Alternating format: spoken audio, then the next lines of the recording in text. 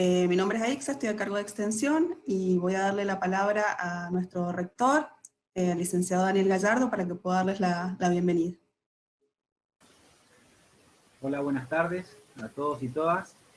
La verdad que, nada, como inicio de este proceso, como referenciaba Aixa, estamos en el marco de los 35 años que cumple nuestra institución de formación técnica, con su sede central en la ciudad de La Consulta, en San Carlos, pero llevando educación presencial a toda la provincia de Mendoza y educación a distancia a todo el país, a través de tecnicaturas que hoy se vienen trabajando.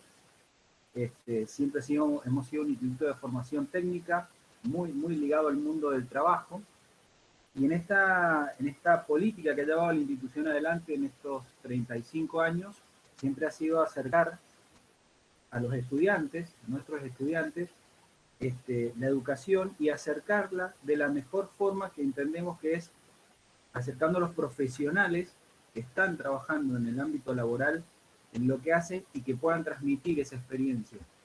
Y en este marco es que hemos organizado estos webinars, son 4, referenciado al sector vitivinícola, en donde el instituto tiene una fuerte formación a través de la carrera de enología en sede central, en La Consulta, y de viticultura y enología a distancia en el INB. Así que bueno, la verdad que muy contento de poder seguir generando estas instancias formativas también, y con la última noticia, con la última proyección, con gente y profesionales de primera línea que nos vienen a transmitir hoy día cómo es el mundo vitivinícola, las proyecciones del mundo vitivinícola, y después trabajar con algunas cuestiones técnicas.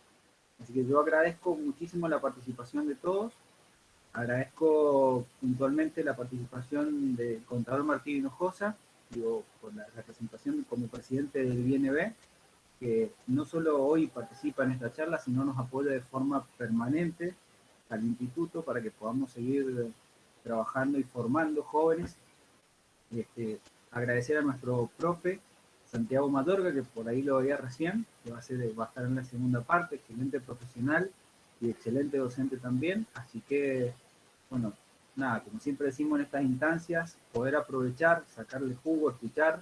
Entiendo que va a haber algunos espacios de pregunta que seguramente después el equipo lo dará mejor, pero bueno, muy agradecidos por la participación, tanto de Martín, de Santiago, y bueno, gracias por seguirnos y apostar a la educación superior pública de la provincia de Mendoza. Nada más, muchísimas gracias. Gracias, Daniel. Rodrigo, ¿querés saludar? Rodrigo es nuestro vicerrector de unidades académicas.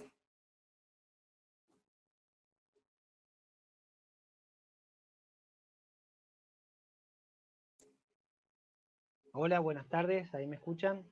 Ahora sí. Ahí está. Bueno, nada, también saludarlos, agradecer la presencia de todos, de acompañarnos en estos 35 años, en los cuales el instituto siempre ha sido protagonista en todas las áreas en las cuales ha tenido sus carreras y sus tecnicaturas.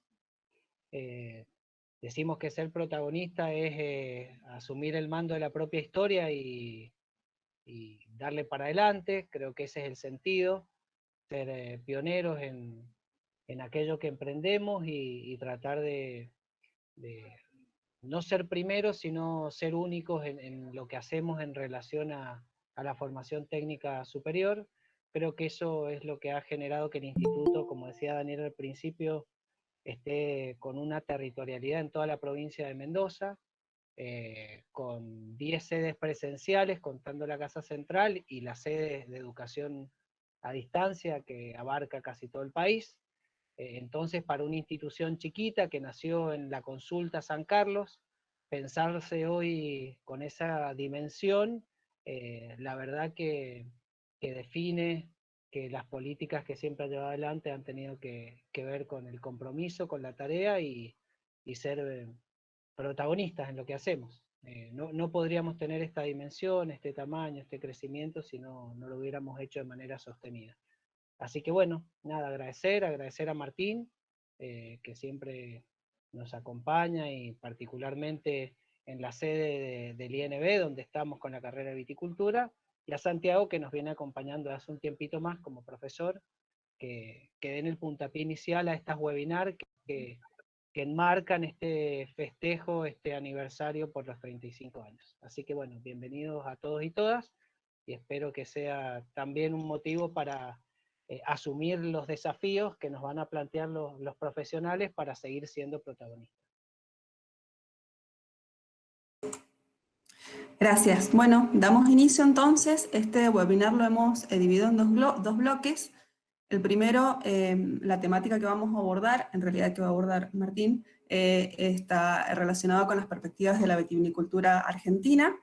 Está a cargo del contador Martín Hinojosa, que es el presidente del INB, como mencionó Daniel Gallardo. Cuando termine Martín con su exposición, vamos a abrir una ronda de preguntas que pueden escribir en el chat y que nosotros vamos a ir recogiendo y se los vamos a ir transmitiendo para tener una interacción con lo que él ha manifestado. Y en el segundo bloque vamos a hablar de mitos, tips y recomendaciones para apreciar y para degustar un buen vino, a cargo de el ingeniero Santiago Mayorga, a quien también dimos la bienvenida.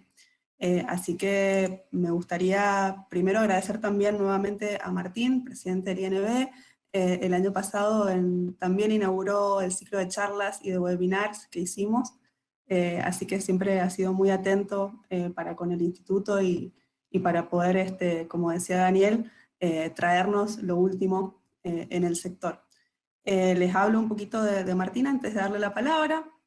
Él, como decíamos, es presidente del Instituto Nacional de Vitivinicultura desde el año pasado, es contador público nacional, es magíster en dirección de empresas, tiene un posgrado en contabilidad superior, ha trabajado en distintos organismos públicos, ha sido subsecretario de Industria y Tecnología del Gobierno de Mendoza, presidente del IDIT, también del IDC, de la zona franca del Puerto Seco, ha sido secretario de Gobierno de la Municipalidad de Tunuyán. Leo rápido porque es mucho, Martín, es largo tu currículum. Ha estado en importantes cargos como en bodegas argentinas, Fondo Vitivinícola, Fondo para la Transformación y Crecimiento, Pro Mendoza, la Cámara de Comercio de Tunuyán. También ha estado ligado al mundo educativo en la Facultad de Ciencias Económicas de la UNCUYO, y ha trabajado en el sector privado también. Así que brevemente, y mucho más por supuesto, pero quería hacer mención a eso, y ahora sí, te damos la palabra, Martín, y te escuchamos. Buenas tardes, ¿me escuchan bien?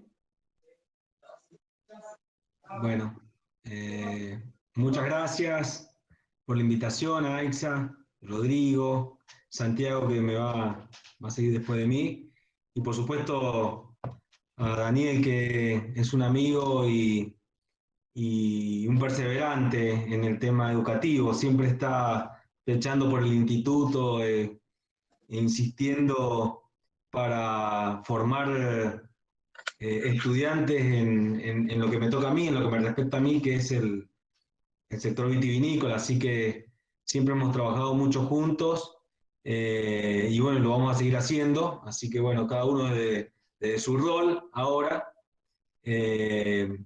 pero agradecerte, Daniel, por la invitación, porque sabés que a mí me gustan estas cosas, me gusta apoyar a la educación, y además me gusta tener interacción con el sector no solamente productivo e industrial, sino también universitario relacionado, técnico universitario relacionado con la vitivinicultura, porque es importante que se conozca lo que hace el instituto y además que se escuche de mi parte lo que ustedes van viendo tanto a nivel académico, pero también a nivel del área laboral, ¿no? Porque muchos de ustedes seguramente están trabajando.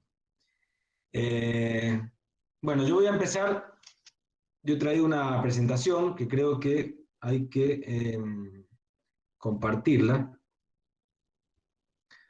No sé si ahí se ve. ¿Se ve?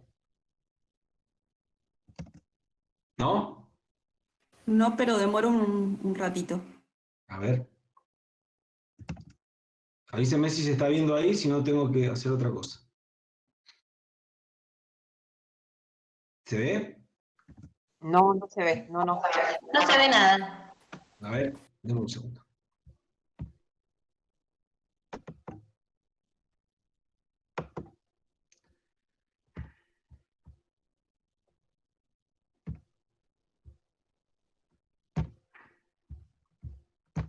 Ahora sí. Ahí encontré. Seguramente ahora se ve, ¿no? Sí, tal cual, ahora sí. Sí, sí. Bueno, yo soy partidario de hacer explicaciones sencillas y charlas sencillas, donde después se preste a preguntas, pero está bueno tener una presentación porque va guiando un poco la charla. Bueno, yo me hice cargo del instituto hace ya más de un año, casi un año y medio, y nos fijamos algunas ideas que quiero ir compartiendo con ustedes, si me permiten, y si me anda el archivo. A ver. Bueno, primero un pantallazo general de lo que es la vitivinicultura. Me interrumpen si se deja de ver, por favor, porque yo no estoy viendo la pantalla, pero avísenme cualquier cosa. La vitivinicultura en Argentina, nosotros tenemos más de 200.000 hectáreas, estamos en 18 provincias y la diversidad de la vitivinicultura, ¿no? 17.000 productores. Hacemos más o menos, en condiciones normales, 10 millones de hectolitros de vino, más de 4 millones de hectolitros de mosto, y hay más de 1.000 bodegas. De lo que vendemos, de cada 4 botellas que vendemos, 3 se venden en el mercado interno. Esto no se da en todas las vitiviniculturas del mundo, son muy pocas los países productores vitivinícolas que tengan un mercado interno tan fuerte. Por eso, el mercado interno argentino es muy importante para el sector vitivinícola.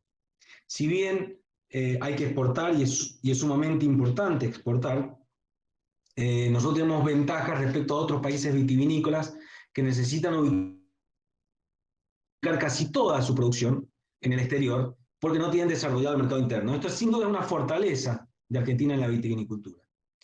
Exportamos aproximadamente 1.000 millones de dólares al año y, como les decía recién, contamos con una gran diversidad sectorial y regional.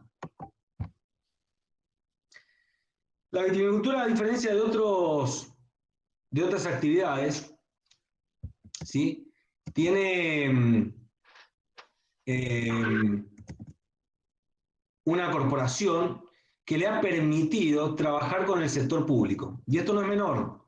No es lo mismo lo que pasa con la fruta, lo que pasa con la hortaliza, lo que pasa con el algodón, con el arroz. La vitivinicultura ha formado una corporación donde están 12 entidades privadas y 5 organismos públicos.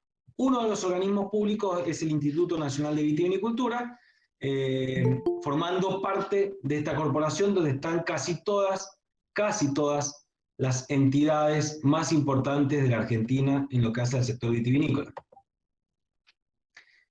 Cuenta con unidades ejecutoras, esa corporación que cada una cumple su función. Una se encarga de la promoción de las exportaciones, que se llama WOFA, o Wines of Argentina, y otra que se encarga de la promoción del mercado interno, que es el Fondo Vitivinícolas. Son las 2 unidades ejecutoras más importantes que tiene la COVIAR. Cuando uno entra a la gestión y entra en la vorágine del trabajo, es necesario fijarse objetivos estratégicos para encauzar el trabajo. Si no, el día a día te puede ir corriendo de lo que vos vas definiendo. Entonces, lo primero que hicimos fue definir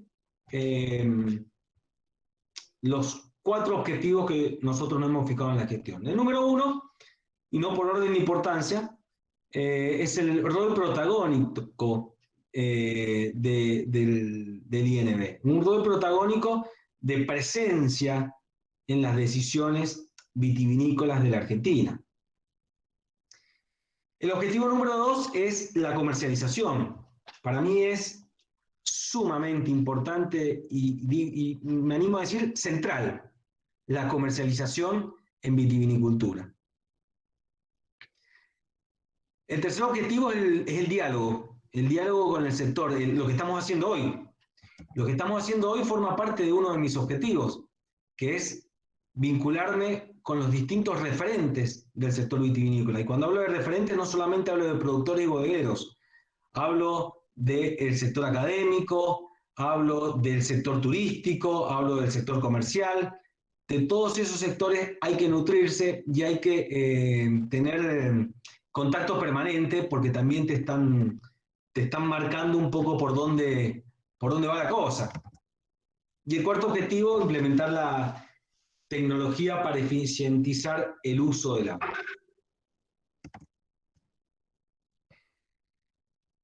Rol protagónico.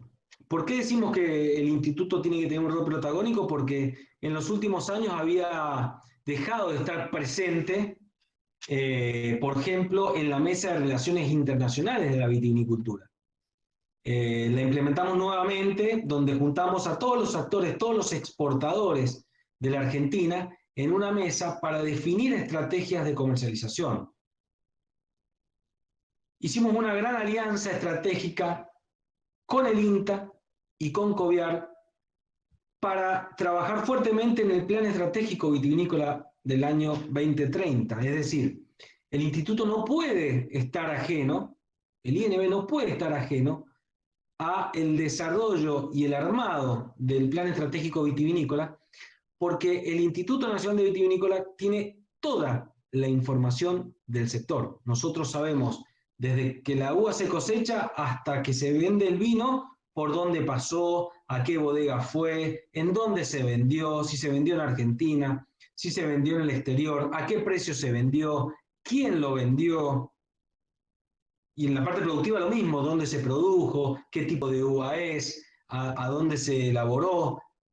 Toda esa información no son encuestas ni son nada que se le parezca, son declaraciones juradas que nos hacen los actores del sector. Además, lideramos la agenda de trabajo de comercio exterior a partir de un trabajo conjunto entre Cancillería y la Agencia de Inversiones de Comercio Exterior. Y también le hemos dado un rol protagónico al instituto abriendo la información. Todo esto que yo les digo que tiene el instituto estaba guardado. Entonces, con personal propio, personal profesionales del instituto, armamos el laboratorio estadístico del INB y empezamos a mostrar toda esta información, a procesarla y a hacer informes que sirvan para el sector vitivinícola. La verdad que guardarse la información no sirve para nada. La información hay que ponerla a disposición para la toma de decisiones. Y muchas veces, cuando hacemos estas charlas, terminamos armando informes que sirvan para el sector. Nosotros hemos armado informes sectoriales de toda la Argentina, definidos desde la parte productiva, desde la parte industrial y desde la parte comercial. Informes que no se han hecho nunca y que el sector los está utilizando y que los ponemos a disposición de ustedes para que lo aprovechen, porque hay información muy valiosa, como por ejemplo saber qué fincas de la Argentina están aptas para cosecha mecánica y cuáles no, dónde están las bodegas grandes y dónde están las bodegas chiquitas, dónde están los viñedos jóvenes y dónde están los viñedos de más antigüedad, dónde están las bodegas con mayor tecnología y dónde están las que les falta acceder a esa tecnología. Y con toda esa información, vos podés tomar decisiones estratégicas. Por eso, nosotros estamos fuertemente metidos en el Plan Estratégico Vitivinícola.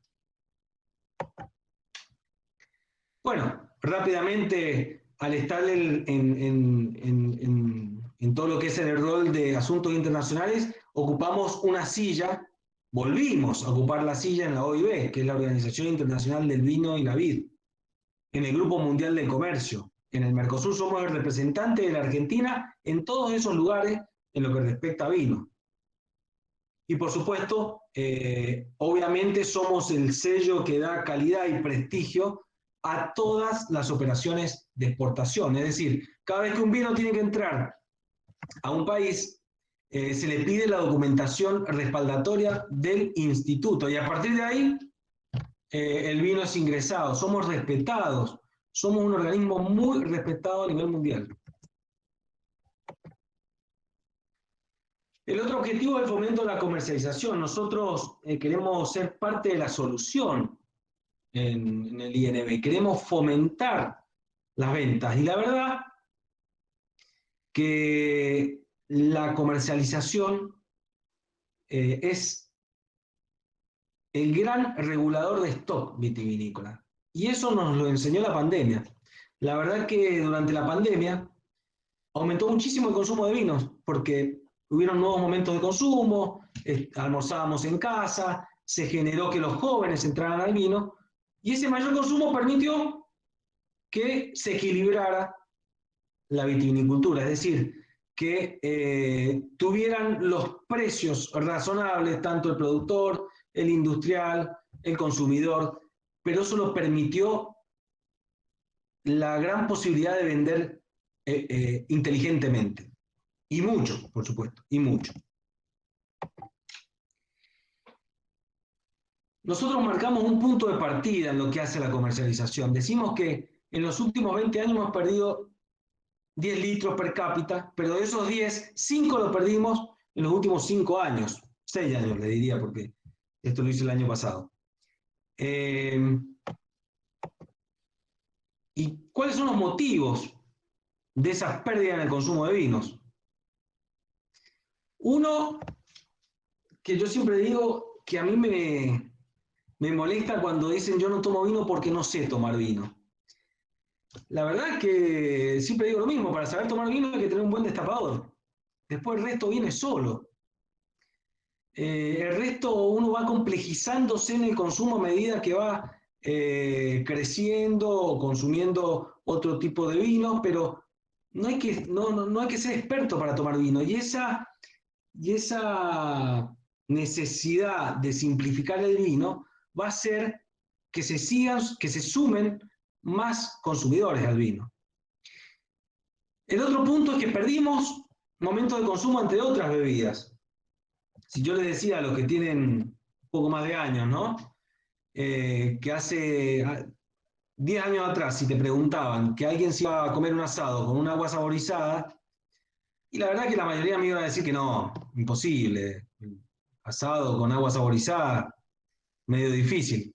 Y la verdad que pasó. Y nos ganaron momentos de consumo de otras bebidas. Y después, en la industria vitivinícola nos hemos quedado un poco en la falta de innovación, en productos, en envases, en canales de venta, que enseguida voy a dar un par de ejemplos para que se entienda a qué me refiero con la falta de innovación, no porque no lo sea innovador el sector vitivinícola, sino porque otras bebidas han sido más innovadores que nosotros. Bueno, ¿en qué negocio estamos? En Argentina se consumen 33.000 millones de litros de bebida. Pero bebida de todo tipo. Yo no creo que nuestro único competidor sea la cerveza. Nosotros competimos con las aguas saborizadas, con las gaseosas, incluso hasta con las infusiones. Por el ejemplo que les daba recién. Si te comes un asado con agua saborizada, bueno, no lo estás haciendo con vino. Y bueno, entonces tenés una competencia ahí. De ese total, el vino solamente el 2.7. Ahí te das cuenta en que tenemos que mirar el negocio mucho más amplio y tenemos que animarnos a competir más fuertemente en ese mercado que es mucho más grande. Y somos el 2.7% solamente, el 2.7%. Para eso hay que tomar medidas para el fomento de la comercialización. Una medida que mejora la calidad fue una medida que tomamos en el instituto, que fue decir, bueno, hagamos los vinos tintos con uvas tintas. Algo que parece lógico, pero los vinos básicos se permitían hacer con un 65% de uvas tintas. El resto con otro tipo de uvas. Si vos querés mejorar la calidad de los vinos básicos, y si es tinto, que sea con uvas tintas. Eso obviamente genera una mejor calidad en los vinos y permite que el vino básico o genérico, que es gran parte del consumo argentino, mejore la calidad. Iniciamos proyectos como es el vino de cercanía. El vino de cercanía es una prueba piloto que hemos realizado en Río Negro y que la verdad que nos viene, a pesar de la pandemia, viene con buenos resultados, que es aumentar el consumo de vino fomentando nuevos formatos. A esto me refiero con nuevas modalidades de comercialización. Esto es el takeaway, lo que hace la cerveza con el growler, donde vos podés rellenar tu growler con cerveza. Bueno, nosotros hemos hecho eso en Río Negro. ¿Y por qué en Río Negro? Porque solamente hay 29 bodegas en el Río Negro. Entonces, el control durante pandemia se hace mucho más fácil en 29 bodegas que en, por ejemplo, en 1000. Entonces, esa prueba piloto viene funcionando muy bien y sobre todo está apuntado a los jóvenes, que el joven vaya con su growler a la bodega y pueda rellenar vino. ¿Y qué logramos? Que se consuma un poquito más, en otro envase, en otro tipo de vino moderno apuntado a los jóvenes. Como te digo, les han liberado el precio. Otro, no sé, Ya ahí no tienen ayuda.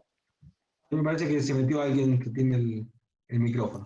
Bueno, Sí, les agradecemos, perdón Martín, las preguntas y el intercambio al final, por favor, así terminamos de escuchar la presentación de Martín. Sí, ya, no me queda mucho, porque quiero tener el intercambio. Vinos desalcoholizados con menor graduación alcohólica. Hay una tendencia mundial a consumir vinos con menor graduación alcohólica. La verdad que esto no tiene ninguna... No va en contra del vino tradicional. Son opciones, alternativas, que nosotros debemos darle al sector para que el que quiera tome esa oportunidad. Los vinos desalcoholizados o los vinos con menor graduación alcohólica están demandados en el mundo. Hay más de 2.500 millones de personas que no consumen alcohol, ¿sí? Y nosotros no estamos atendiendo a esas 2.500 millones de personas. Y hay otros países vitivinícolas que sí lo están haciendo, como por ejemplo España, que lleva 7 años en esto. Entonces, nosotros tenemos que darnos esa posibilidad, porque además es una tendencia que la estamos viendo incluso en Argentina. Incluso en Argentina. A esto me refiero con la innovación en la comercialización, la innovación en los envases, la innovación en los canales de venta. A esto me refiero, estos creo que son los temas que tenemos que empezar a hablar en vitivinicultura, además de los temas tradicionales que venimos hablando en los últimos 10 o 15 años. Pero tenemos que empezar a hablar de estos temas, tenemos que empezar a dar estas oportunidades y obviamente son oportunidades. No va en contra del vino tradicional, seguramente yo no seré un consumidor de vino desalcoholizado, pero no está hecho para mí, está hecho para otras personas. Entonces tenemos que darnos esa oportunidad para el que quiera, como también tenemos que seguir trabajando en los vinos tradicionales.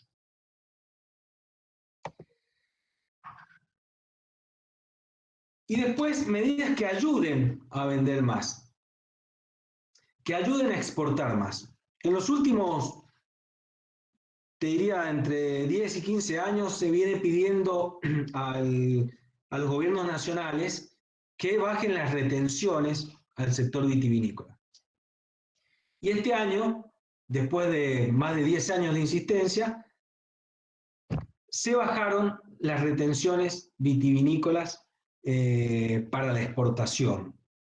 Y fíjense, de cada 4 bodegas exportadoras, 3 ya no pagan más el impuesto. Esos 4 puntitos, 4.5 puntos que se ahorra el sector vitivinícola, te permite ser mucho más competitivo. Los que hemos vendido vino al exterior, muchas veces te quedás afuera en los tenders. Los tenders son lo que hacen los países Noruega, los países nórdicos y Canadá también, que te hacen licitaciones donde vos licitás y competís con todas las bodegas de todo el mundo. Y a veces te quedás por un puntito, 2 puntitos afuera, 3 puntitos. Bueno, hoy quiero ser justo con una medida que ha tomado el gobierno nacional, que se venía reclamando hace más de 10 años, que beneficia a más de 270 bodegas, y que va a permitir que la vitivinicultura argentina sea más competitiva. Y bueno, lo que comentábamos recién, en el año 2020 algunas tendencias cambiaron, ¿no? La pandemia hizo que incrementáramos fuertemente el consumo de vino. Aumentamos 6.5% el consumo de vino en el mercado interno. Les recuerdo que cada cuatro botellas que se venden, 3 se venden en Argentina. Se acentuó la tendencia tintocentrista, que le decimos nosotros, ¿no? Que cada vez se toma más vino tinto. Y bueno, lo que les decía, los nuevos envases, productos, precios competitivos, y ha permitido la pandemia que los jóvenes se acerquen al vino, y la verdad que ese es el gran desafío que tenemos, que los jóvenes sigan dentro del vino. Se revirtió una tendencia de caída, que ahí se las muestro, que venía desde el 2016, y en el 2020 recuperamos más de 1 litro per cápita. El mercado externo en el 2020 casi rompimos récord, estuvimos muy cerca de romper récord de ventas, más del 26% en volumen, ¿sí?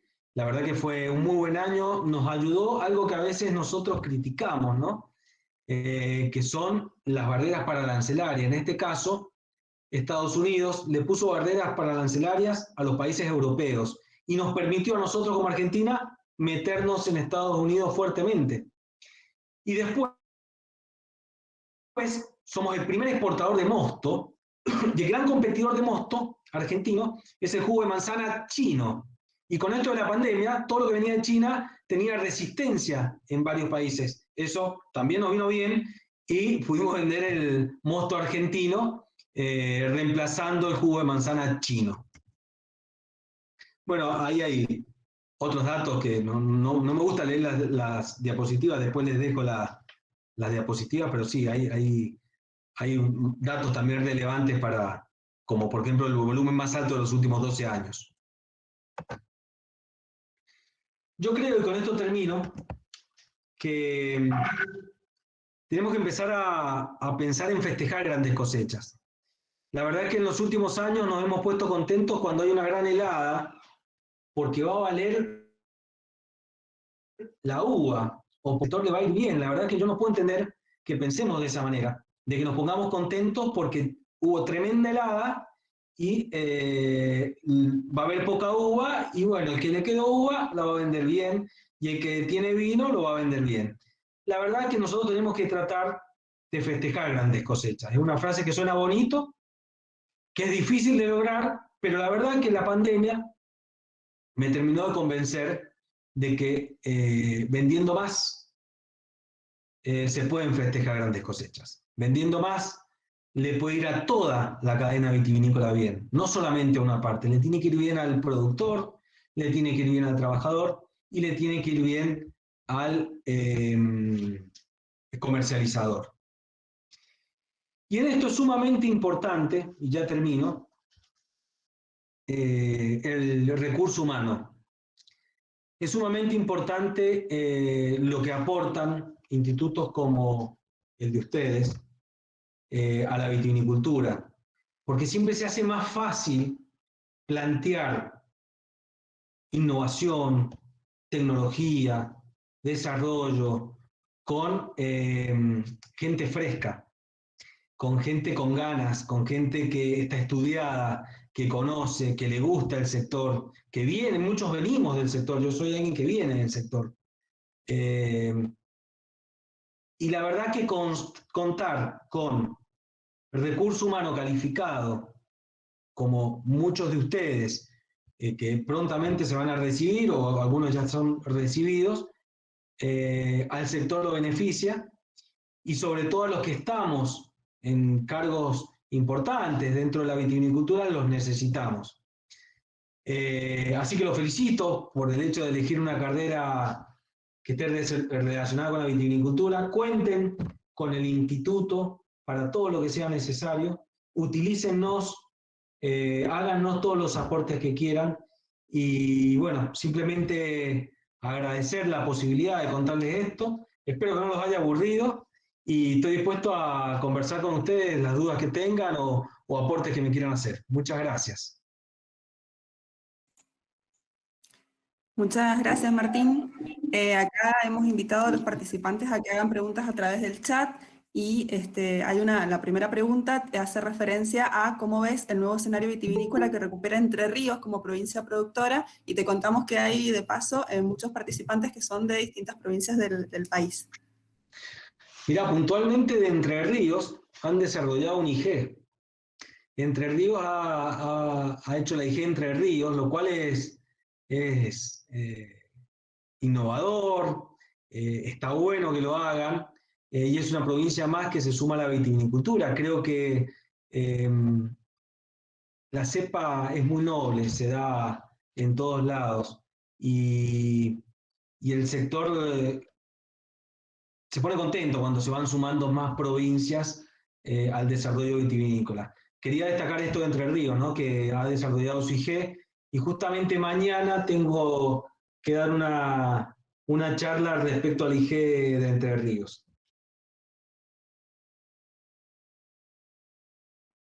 Muy bien, muchas gracias, Martín. Si no hay más preguntas, le agradecemos nuevamente a Martín por habernos acompañado y por haber sido tan claro y aportarnos estos datos tan interesantes respecto al sector. Sí, ahí vi una pregunta que me hacían, de que a qué atribuyo Al crecimiento. el crecimiento en el mercado interno. Gran parte está justificada porque volvimos a tener momentos de consumo que habíamos perdido, como fue el almuerzo en la casa, como fue el hecho de que no salíamos y no manejábamos en ese momento, pero también los jóvenes. Los jóvenes, durante el tiempo que estuvo cerrados los bares, los pubs, la verdad que en tu casa no te hacía un mojito, pero sí te animaba a comprarte una botella de vino. Y muchos jóvenes se acercaron al vino. Y eso nos lo decían los dueños de las cadenas de vinotecas, los dueños de mercados de cercanía, nos decían, mirá, estamos vendiendo como nunca hemos vendido, y sobre todo estamos vendiendo a jóvenes. Creo que eso también fue un gran motor del crecimiento. Además, tuvimos precios muy competitivos, esto también hay que decirlo, fuimos mucho más competitivos que otras bebidas, y eso permitió vender más.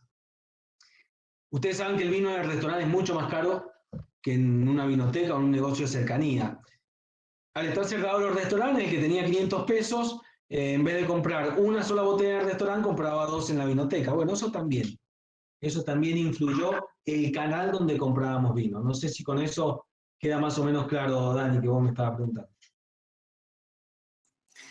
Hay otra pregunta, a poco van apareciendo, de Vale. Dice, ¿cuáles serían los canales que cree convenientes y principales a la hora de la innovación? Bueno, sin duda, a ver, todos los canales son importantes y depende también del producto que uno maneje. Me parece que cada vez tienen más fuerzas las redes sociales. Las redes sociales han picado en punta en esto, pero hay productos que tradicionalmente se compran en negocios de cercanía, y hay productos que el canal of trade, como el supermercado, también son sumamente importantes. Depende muchas veces del producto. Generalmente los tetra en negocios de cercanía son más comprados y es más difícil que lo compres a través de una red social. Pero muchas bodegas hacen un mix de eso, y me parece que esos canales, tanto el on-trade como el off-trade, son canales que hay que trabajar, que hay que seguir insistiendo, y sobre todo sumar las redes sociales, que no hace falta que yo explique la potencia que tiene en lo que es la difusión, promoción y venta. Bien, Romina por su parte nos pregunta si después de la pandemia va a haber una tendencia decreciente respecto del consumo, o un decaimiento del consumo. Probablemente. Si no, pecaría de optimista. Probablemente porque además durante pandemia destinábamos todos nuestros recursos al consumo. No pagábamos la escuela, no pagábamos la cuota del club, todo iba destinado al consumo. Hoy la situación es distinta.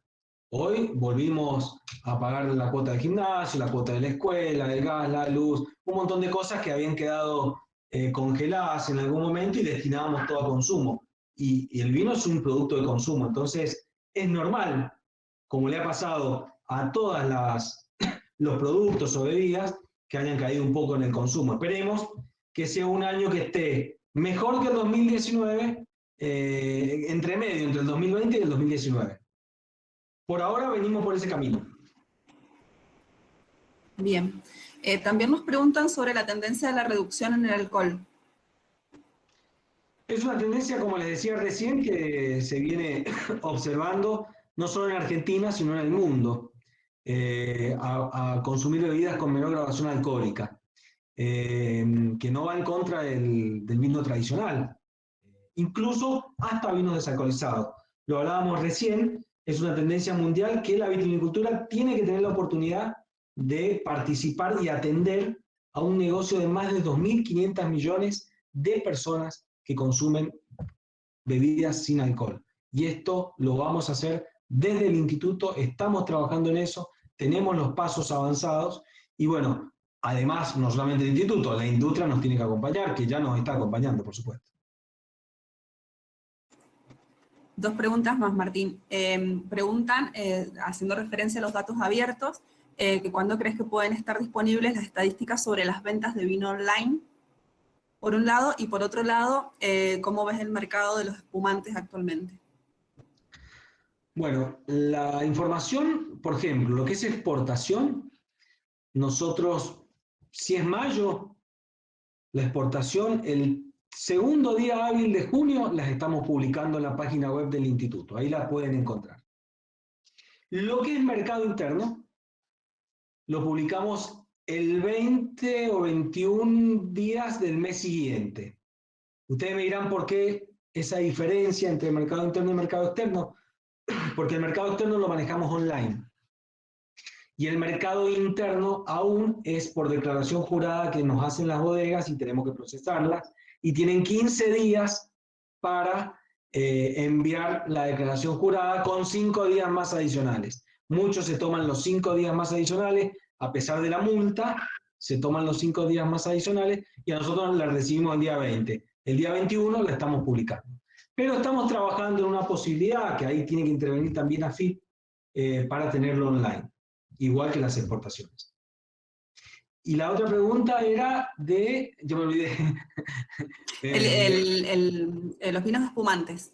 Los espumantes. Yo creo que este año... El mercado de los vinos. Yo creo que este año va a estar mejor que el 2020, a diferencia de los vinos. Porque la verdad que el espumante es una bebida de eventos, generalmente. El grueso del espumante son en los eventos, en las fiestas, los casamientos, y la verdad que se subestimó todo eso. Si este año tenemos más eventos, el espumante debería repuntar un poquito, que la verdad fue el que más sufrió. Bueno, no hay más preguntas por acá. Agradecen la exposición y la gente de Entre Ríos está muy contenta. Sí, mañana de América 24 me llaman para que les comente cómo ha sido la IG y en realidad que les explique qué es la IG, la identificación geográfica y cuáles son los beneficios. Así que sí, es muy bueno lo de Entre Ríos, muy, muy bueno. Felicitaciones. Bueno, muchas gracias Martín entonces. Jimena Garofoli también está escribiendo, que es a quien le voy a dar la palabra, es la coordinadora de la carrera de Enología de Sede Central, y se va a encargar de la segunda parte, de moderar la segunda parte de la charla. Así que bienvenida Jimena, y puedes abrir tu micrófono. Bueno, Aixa, muchas gracias. Buenas tardes a todos. Había escrito una pregunta, Martín, si no tenés problema. Hacía referencia a que muchos de nuestros egresados de la carrera, bueno, son actualmente elaboradores de vino a pequeña escala, pero bueno, conservando la calidad. Lo que te quería preguntar era, ¿qué estrategia ha generado el INB para poder acompañar, fomentar y facilitar, digamos, estas nuevas pequeñas elaboraciones. ¿Cómo andás, Jimena? Muy bien. Mirá, hay un régimen que se llama elaboradores de vino casero y artesanal, que tienen ciertos beneficios respecto a las bodegas, que no tienen las exigencias que demanda ser una bodega en sí. Esas exigencias están acotadas a una cierta cantidad de litros, porque si no, bueno, si ya te pasas de una cierta cantidad de litros, tenés que ser una bodega. En ese sentido, nosotros estamos trabajando con el Ministerio de Agricultura en un programa que tiene que se llama, no estoy seguro que sea el nombre así, pero me suena algo como Mercado en tu Barrio. Creo que la frase es muy parecida. Mercado en tu Barrio, que es un canal comercial en el cual queremos introducir a todos los elaboradores de vino casero y artesanal de la Argentina. Digo, casero y artesanal, o artesanal si quieres, es en función a la cantidad que elaboras. Por eso cuando sos pequeño elaborador, entras en eso. Y estamos trabajando en incluir a todos los elaboradores en ese canal comercial que les va a ayudar a esto que vengo insistiendo, ¿no? ¿Cómo hacer para vender más? Yo vendo 1 litro más y estoy contento. Bueno, en eso estamos trabajando, además de en el régimen de las habilitaciones municipales. Hicimos un recorrido por todos los departamentos de Mendoza, mostrando una habilitación municipal que ha funcionado muy bien, que es la de Lavalle, la del departamento de Lavalle, que diseñaron unos ciertos requisitos para habilitar a pequeños elaboradores, que la verdad que funciona bien, y bueno, cuando algo funciona bien hay que mostrarlo y decirle a los otros departamentos, che, mirá, esto anda bien, pónganle lo que les crean que le esté faltando, y si no, tómenlo como está, que esto sirve y el INB está de acuerdo. Eso lo hemos hecho con muchísimos directores de desarrollo económico de toda la provincia. Muchas gracias. De nada.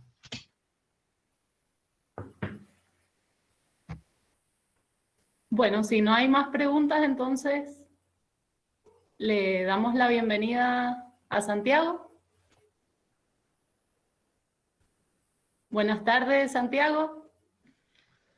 Hola Jimé, hola Martín, hola Ixa, muy buena estuvo la charla. Estuve disfrutando acá en la oscuridad de la cámara apagada. Bueno, Santi, hacemos una presentación. Santiago nos acompañó durante muchos años como nuestro profe de análisis sensorial, así que es un placer hoy escucharlo en esta charla. Es egresado de la Universidad Nacional de Cuyo y realizó estudios de posgrado en la gestión de la calidad de la vid. Actualmente es enólogo de la bodega Nieto Sanetiner y de Cadus Wines, responsable de la elaboración de los vinos de alta gama desde el año 2013. En el año 2017 fue elegido como el enólogo joven del año por Tim Atkin, en su informe anual, así que, y bueno, y como les decía, docente de la Cátedra de Análisis Sensorial. Así que, bueno, bienvenido Santi, y te dejamos que avance. Bueno, Jimé, muchas gracias. Gracias por la presentación. Creo que en base a todo lo que dijo Martín, hoy mi rol acá como enólogo, en realidad soy ingeniero agrónomo devenido en enólogo, pero como también profesor de análisis sensorial, creo que la idea era hablar un poco de ciertos mitos que hay a la hora de tomar vino, de ciertas recomendaciones que también son interesantes a la hora de tomar vino. Y bueno, un poco abrir la charla a todas las preguntas que la gente tenga, que me parece súper interesante poderlo compartir. Tengo una pequeña presentación que voy a pasar muy rápido para que veamos algunas de las fases de la degustación y después varios comentarios míos, que pretendo derribar algunos mitos que muchas veces tenemos a la hora de tomar vino. A ver.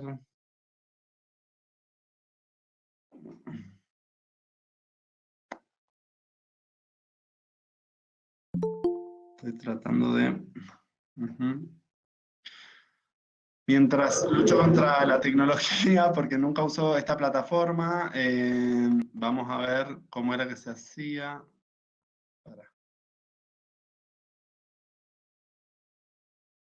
Presentar ahora. Sí, presentar ahora y ponemos una pestaña, creo, que no me acuerdo cómo era.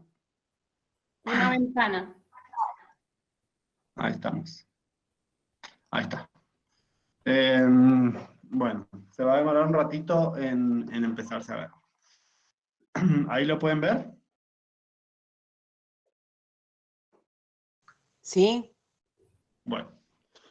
Bueno, un poco el ABC del vino y el análisis sensorial se basa en 4 principios fundamentales: el análisis visual, el análisis olfativo, el análisis gustativo, algunas sensaciones trigeminales o de retrogusto y final de boca. Algo que quiero empezar a hablar como una cosa que me parece muy importante, cuando Martín decía que el vino compite con un montón de otras bebidas, entre ellas las gaseosas, la cerveza y un montón de cosas. Yo creo que hay ciertas cosas fundamentales que tenemos que tener en cuenta a la hora de degustar un vino. Y lo resumiría en 2. Una, que es la copa, y la otra, que es la temperatura del vino. ¿Por qué hablo de la copa? Porque la copa está hecha de un material que es el cristal, y el cristal es un material poroso, que a medida que uno mueve el vino en ese cristal, se liberan mucho mejor las sustancias volátiles. No así en el vidrio, en el plástico o en el acero inoxidable. Entonces, a la hora de una degustación de vino, una copa es fundamental. Luego, obviamente, cuando uno quiere disfrutar de un vino sin tener que entrar en la parte más técnica, por supuesto que lo puede consumir en cualquier recipiente. Pero los invito en casa, ahora como decía también Martín hace un rato, que tienen mucho tiempo, tenemos más tiempo de estar en casa, de abrir una botella, pueden probar la diferencia entre una copa y un vaso y van a realmente notar que el vino se expresa muchísimo más en una copa. Y por otro lado, la temperatura. Siempre se dijo que el vino se toma a temperatura ambiente. Y eso, como muchas cosas, es extrapolado de como se dice en Francia, que el vino se toma a temperatura ambiente de cava. Y las cavas en Francia son subterráneas y normalmente están a 18 grados. Sin dudas, de acuerdo a la categoría del vino, es a la temperatura que lo tenemos que tomar. Un vino espumante es idealmente entre los 8 y los 10 grados, un vino blanco entre los 10 y los 14, y un vino tinto entre los 14 y los 18. Pero es muy importante que esa sea la temperatura en la copa, no de la botella, porque muchas veces las copas están o al sol o en un ambiente más cálido, con lo cual el vino inmediatamente lo volcamos, sube la temperatura y pierde ciertas notas de frescura, se siente mucho más el alcohol y otras características. Así que yo diría que son 2 tips fundamentales a la hora de degustar un vino, porque si lo comparamos con una cerveza, ¿quién no sabe que una cerveza se tiene que tomar bien helada y en un vaso bien helado? Si no, la degustación o el brindis no nos resulta tan agradable. Por eso para mí es muy importante que el vino tenga esas 2 consideraciones a la hora de ser tomado. Bueno, después la degustación, como ustedes pueden saber, hay que primero ver la fase visual, luego sentir la fase olfativa, y por último, tomar un sorbo del vino y sentir los aromas de boca. Lo voy a hacer bastante rápido al pasaje de la presentación porque me interesa mucho más que compartamos ciertas preguntas y cuestiones.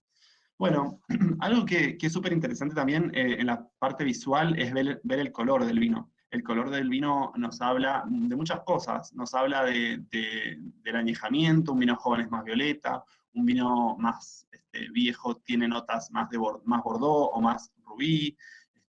Los vinos, por ejemplo, dulces muchas veces tienen colores más dorados porque tienen más procesos de oxidación. Así que el color, y también el color se puede medir por dos características. Una que es la tonalidad, que es la que decía recién, y por otro la intensidad.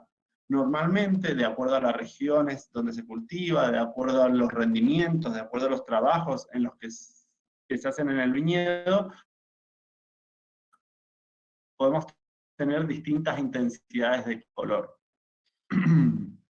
¿Qué es lo que miramos cuando vemos una copa de vino? En general, lo que podemos ver es lo que decía recién, la tonalidad, la intensidad, la juventud, la evolución. También se puede ver algo que muchas veces nos preguntan, que son las lágrimas, y todo el mundo lo relaciona inmediatamente con la calidad del vino.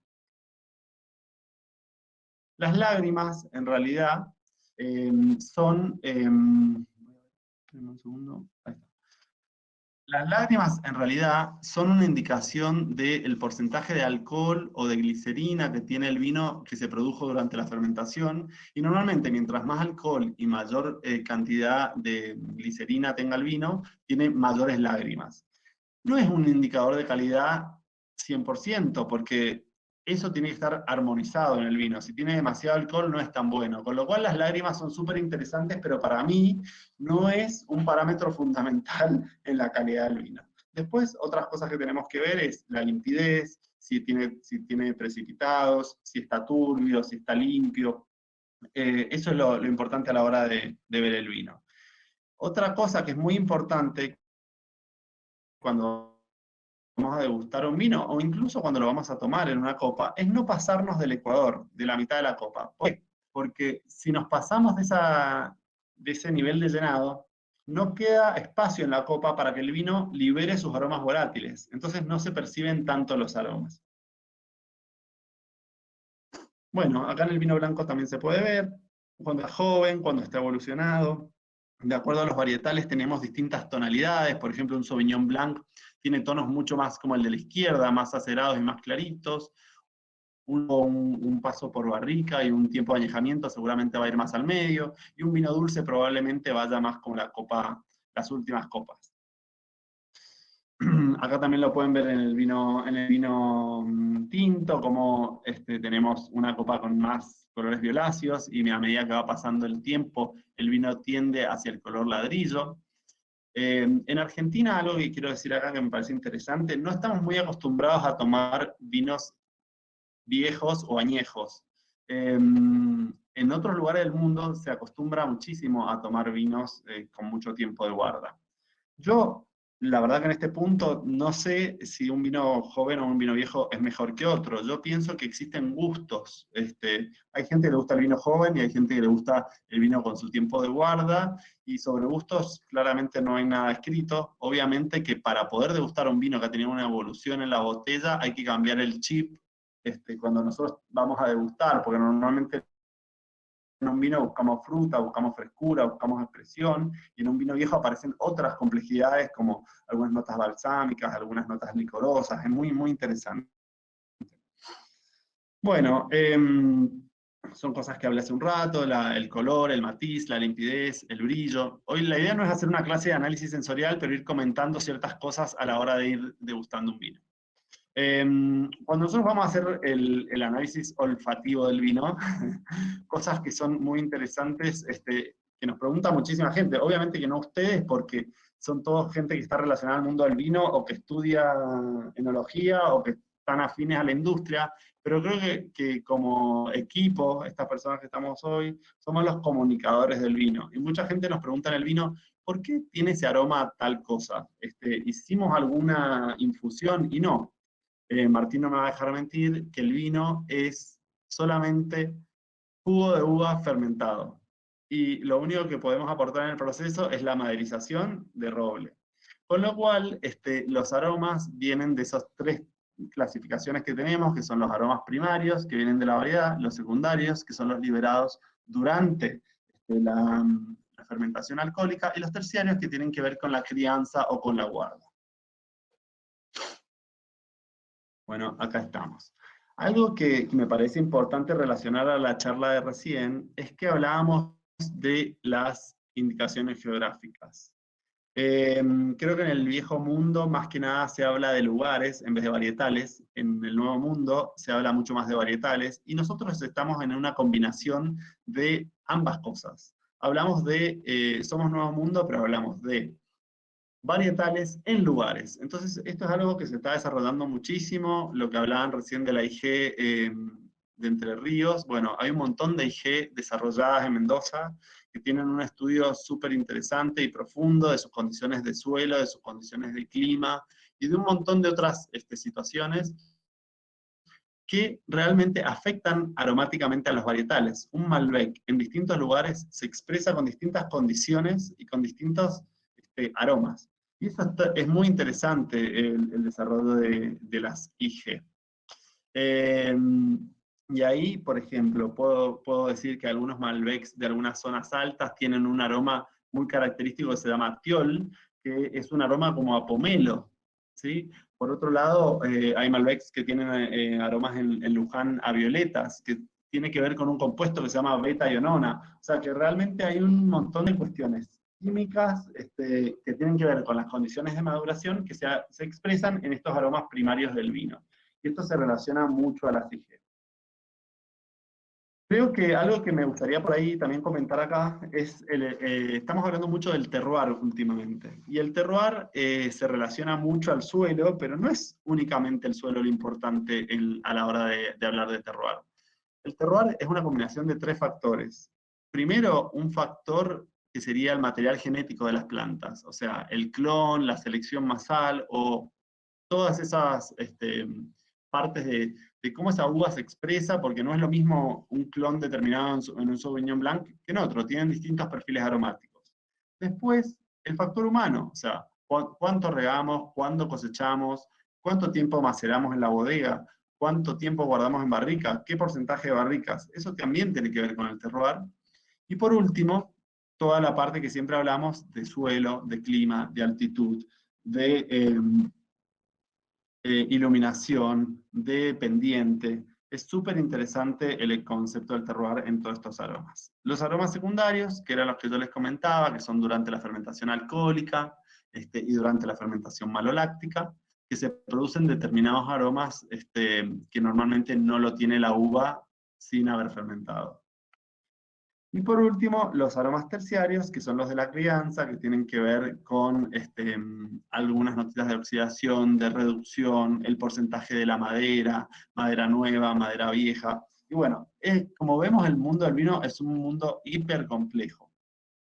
Y da para hablar muchísimo en todos los aspectos. Por otro lado, la parte gustativa del vino.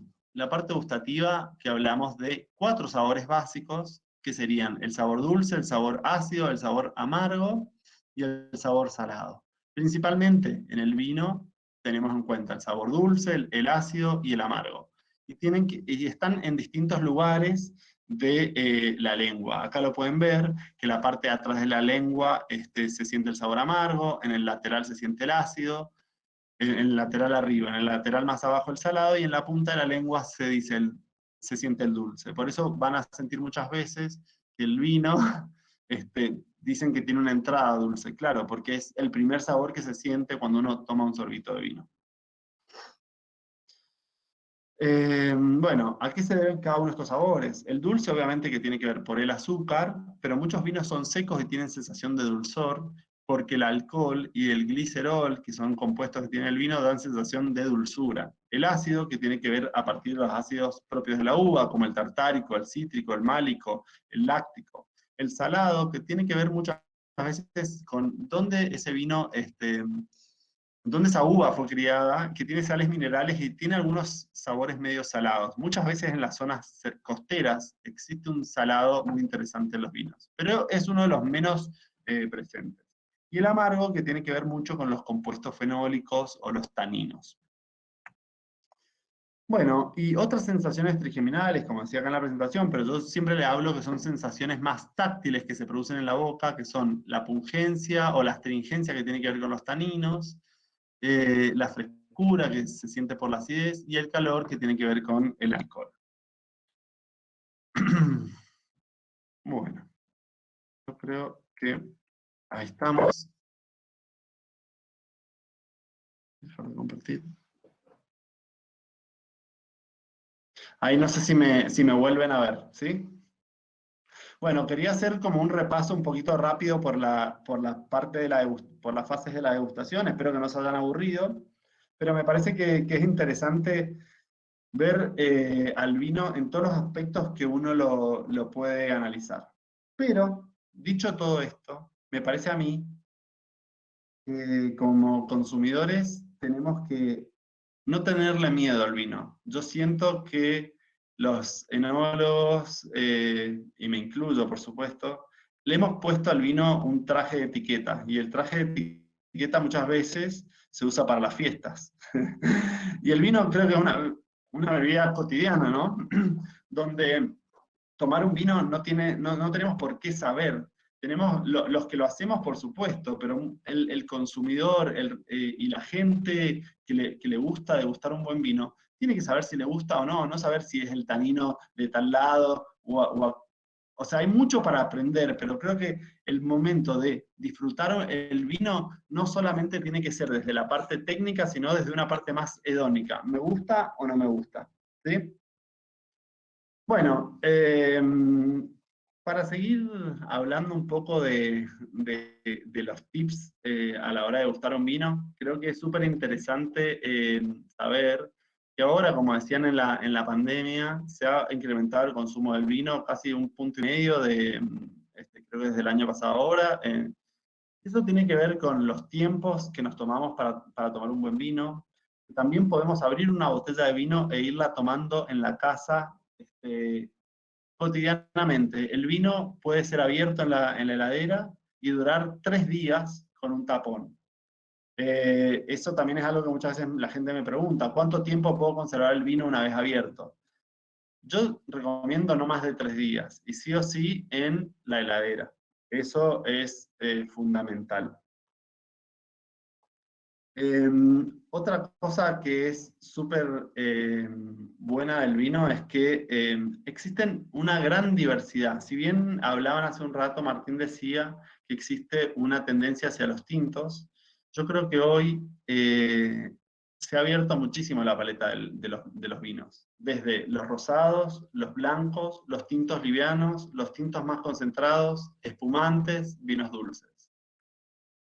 Yo siento que el vino es una bebida de cultura, en el sentido de que inmediatamente uno lo prueba por primera vez, tiene alcohol, es ácido, tiene taninos, con lo cual es un poco agresivo. Pero a medida que uno le va dando una chance, va probando una copita de vino, poco a poco vas encontrándole el sabor y te empezás a enamorar del vino, ¿no? No es una bebida que inmediatamente le gusta a cualquiera. Si uno le da un vino a alguien que nunca tomó, un chico, qué sé yo, que nunca tomó vino, y que están acostumbrados a tomar Coca-Cola, no sé, jugo, Hades o cosas más dulces, inmediatamente dicen: wow, qué fuerte es esto, ¿no? Pero es como, para mí, un acostumbramiento. No lo quiero comparar, pero bueno, a mí también me gusta y tomo Fernet, pero creo que la primera vez que tomé Fernet me parecía horrible. Y después me empecé a acostumbrar y me pareció rico, porque era una cuestión de que uno se va acostumbrando, ¿no? Creo que en el mundo del vino también pasa eso. Y nos pasaba mucho, lo que decía hace un rato, que dice alguien: te invito a tomar un vino. No, pero yo no sé de vino. ¿Pero por qué tenés que saber de vino? Si yo lo que te invito es a que disfrutes del vino, ¿no? No hace falta que lo evaluemos, no hace falta que lo analicemos al 100%, sino que el vino, lo importante es poderlo disfrutar, y a medida que uno empieza a sacarle ese miedo a tener que saber, uno empieza a experimentar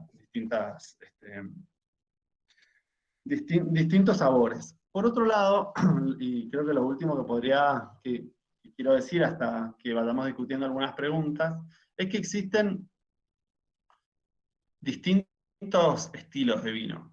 Existen vinos más livianos y vinos más concentrados. Normalmente se habla de que mientras el vino tenga más alcohol, más tiempo de madera, más concentración, son mejores. Bueno, lógicamente son vinos que tienen muchísimo más trabajo, muchísimo más detalle, pero no por eso es que le tiene que gustar a todo el mundo. Hay gente que le gusta los vinos más jóvenes, los vinos más suaves de taninos, los vinos más simples, y no está bien o está mal. Creo que nos tenemos que sacar esos miedos a la hora de degustar los vinos, porque muchas veces yo personalmente he sentido que alguien cuando va a tomar un vino se siente evaluado por el vino, y tiene que ser al revés, uno tiene que disfrutarlo. Así que, bueno, un poco eso era lo que tenía para contarles, y estoy súper abierto a preguntas.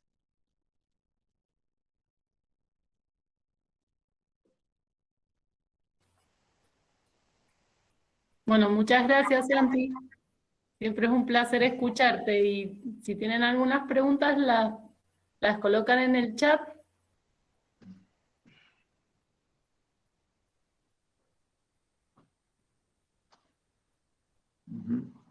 ¿Cómo debe ser la copa? Nos preguntan ahí. Bien. Bueno, la copa, hay muchísimos formatos de copa, de hecho hay como un mundo de copas, pero me parece a mí que lo importante es, existen copas AFNOR, que son las copas de degustación típicas, que se usan mucho, y después existen los copones un poco más grandes. A mi criterio prefiero más los copones más grandes porque se percibe mucho mejor el vino, pero sí o sí es importante que sea de cristal. No sé si alguna vez jugaron a ese jueguito que cuando uno moja el borde se escucha un ruidito. No sé si alguna vez lo hicieron. ¿Vieron que cuando mojan la copa se escucha ese ruidito así? Eso tiene que ver porque el material de construcción de esa copa es de cristal. En el vidrio no pasa eso. Y por favor, los invito a que lo hagan en casa, que prueben el vino en una copa y en un vaso de vidrio. Y van a notar la diferencia, porque también en la boca se siente distinto. En la copa el vino se siente más suave y ¿cómo se llama? Y en el vaso se siente un poco más agresivo. ¿Por qué? Otra cosa interesante, que la copa, al tener la parte de arriba, que siempre tiene que ser como un tulipán, la parte de arriba un poquito más cerrada, el vino cae en la punta de la lengua, que es la sensación dulce. El resto de las copas, de los vasos, perdón, que son más abiertos, el vino cae en toda la boca, entonces uno siente más la astringencia del lateral. Por eso también la copa es buena para sentir esa sensación de boca. Santi, aprovecho que estás con la copa y Valeria pregunta si influye el color de la copa.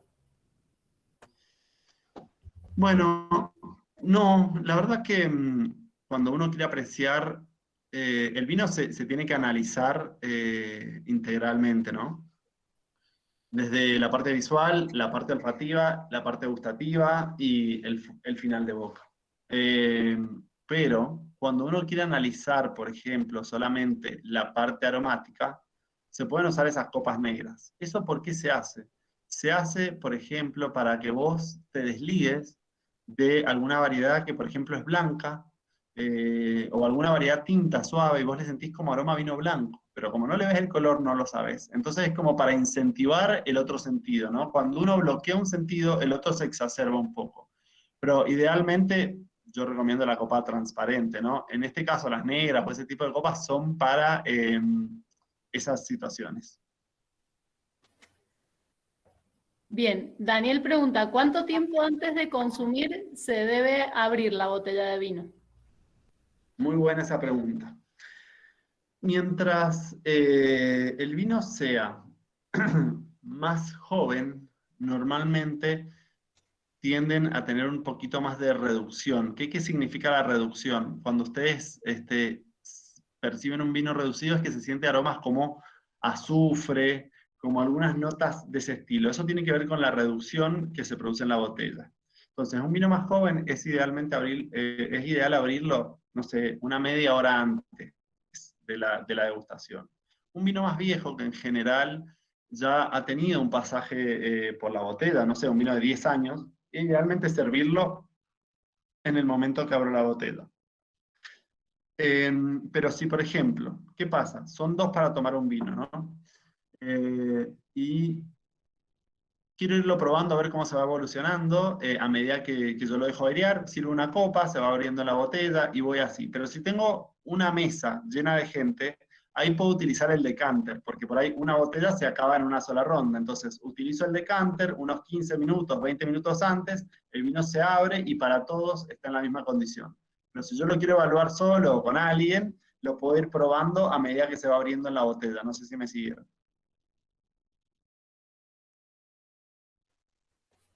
Sí, Santi. Tenemos otra pregunta que Romina dice, ¿me contarías más sobre el aroma tiol? Ah. Bueno, el aroma tiol es un aroma que está relacionado con el nitrógeno principalmente, la nutrición, los climas más fríos, donde hay menor consumo donde hay, digamos, en la noche la planta hiberna y de alguna manera respira menos, entonces hay menor consumo de azúcar y menor consumo de ácidos, y aparte son plantas que normalmente tienen mayor contenido de nitrógeno. El aroma tiol es un aroma que es muy característico y primario en el Sauvignon Blanc y tiene una sensación de pomelo rosado, pero en algunos Malbec, por ejemplo, lo podemos encontrar también. Bien, continuamos. Ayer tomé un vino 2013 con tapa a rosca. ¿Podrías contarnos algo sobre esto? Buenísimo. Acá vamos con los mitos. Creo que uno de los mitos era que los vinos blancos tienen menor calidad que los vinos tintos. Eso es falso. Existen tan buenos vinos blancos como buenos tintos. Después decían, la tapa rosca es para vinos más baratos. Falso. La tapa rosca, existen distintos tipos de tapa rosca. Cuando ustedes la abren, tienen en el fondo de la tapa rosca una guarnición, se llama. Si esa guarnición es blanca, es para vinos que tienen guarda de 3 años. Si esa guarnición o el fondo de la tapa rosca es de aluminio, son para vinos de aproximadamente hasta 7 años. ¿Por qué se usó la tapa rosca?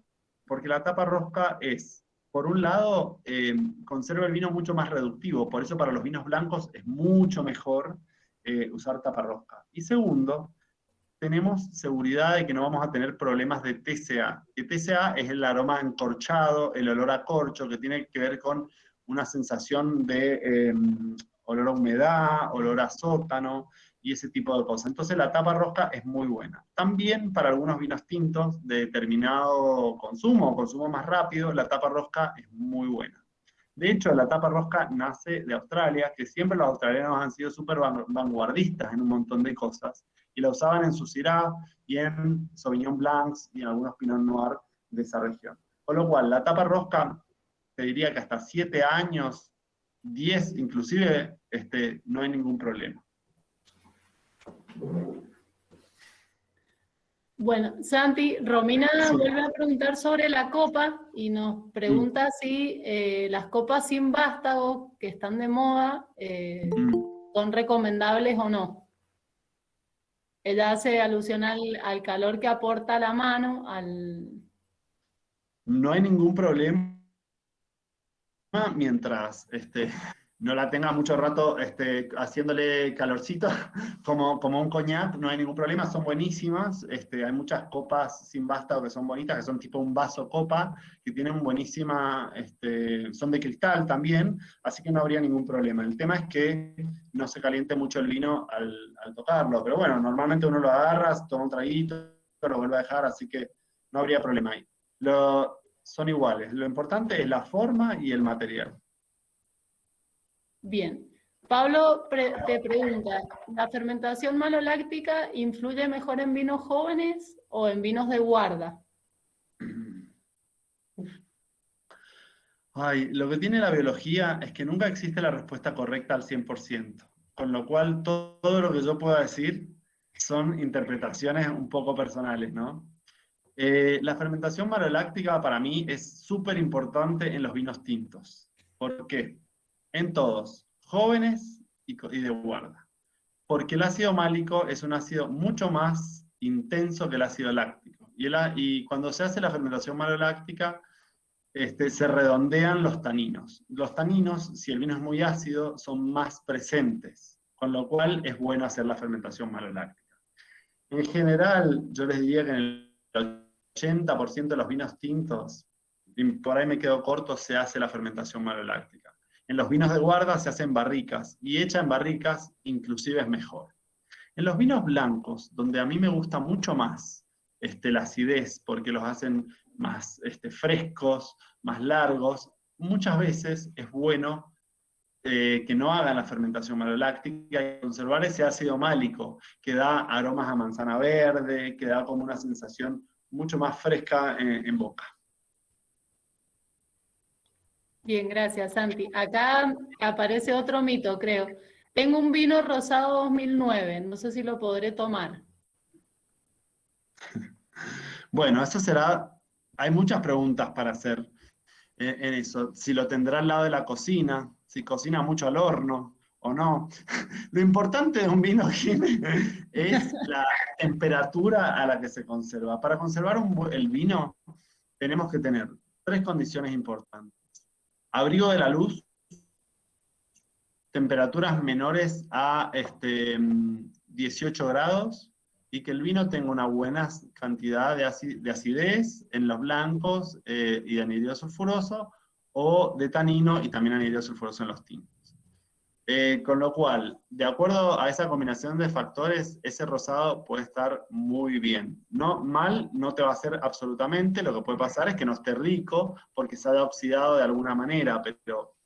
y también lo que yo decía hace un rato es que recuerden que cuando vamos a tomar un vino que tiene cierto tiempo, hay aromas que no son los mismos de un vino joven.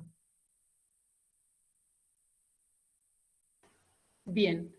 ¿Los vinos orgánicos necesitan algún otro tratamiento? No, los vinos orgánicos son principalmente certificados. Y esa certificación se hace en el viñedo de la uva y en la bodega.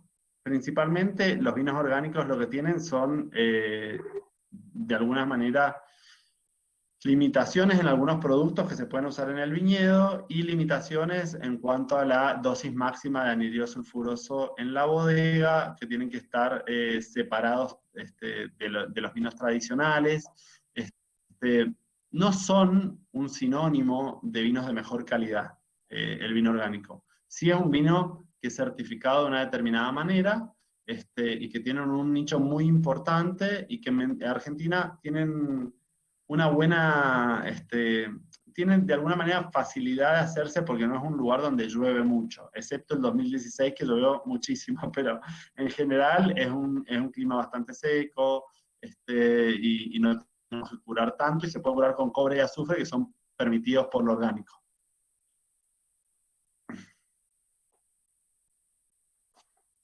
No te escucho, Jimé, estás muteada. Perdón, Santi. Florencia pregunta, ¿cuáles serían los beneficios de la aireación de un vino previo a tomarlo? Los beneficios de la aireación es lo que contaba yo, de que normalmente el vino en la botella está en un ambiente reductivo, entonces cuando uno lo airea al vino se sienten más los aromas. Está como un poco más expresivo, se dice, ¿no? Bien. Y Guillermo hace una pregunta y dice que habías hablado de la temperatura y la copa. Si le sumarías el estado de ánimo de la persona. Me parece que Guillermo fue alumno mío. Por supuesto.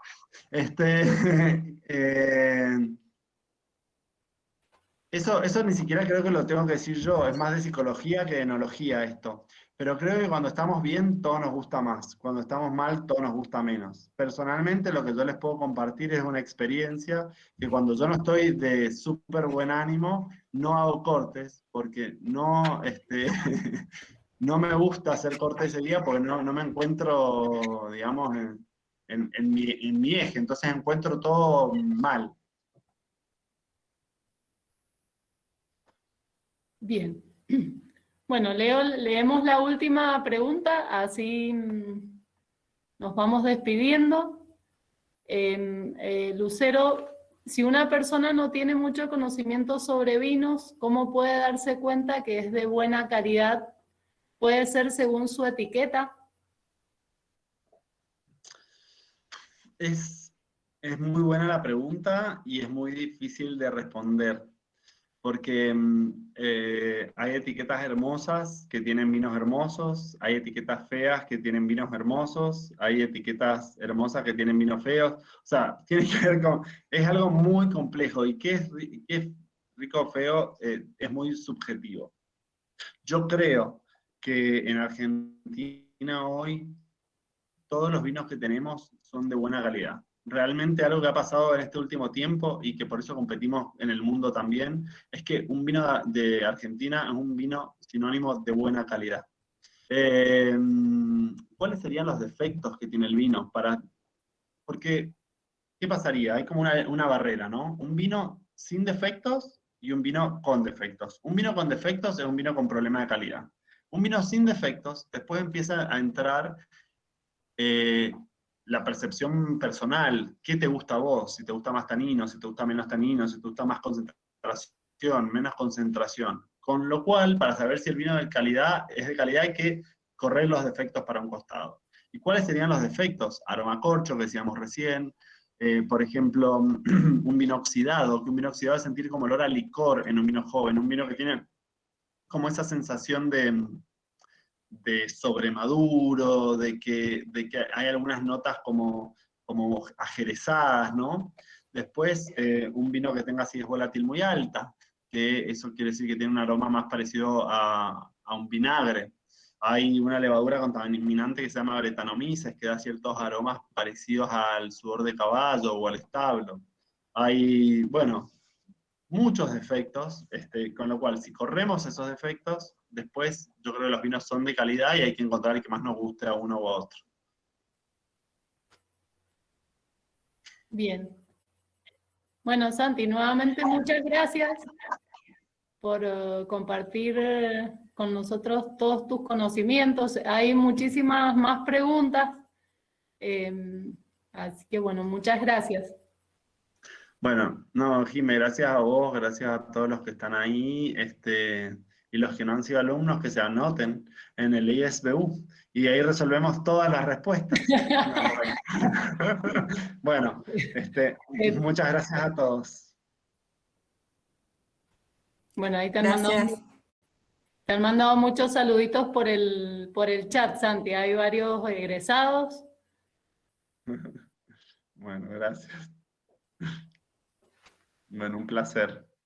Un placer, una pena que hace mucho que no voy al Valle de Uco, así que pronto, en algún momento, los visitaré. Tenemos buenos vinos en el Valle de Uco, Santiago, no sé si sabías. Por supuesto que sí. En todo Mendoza.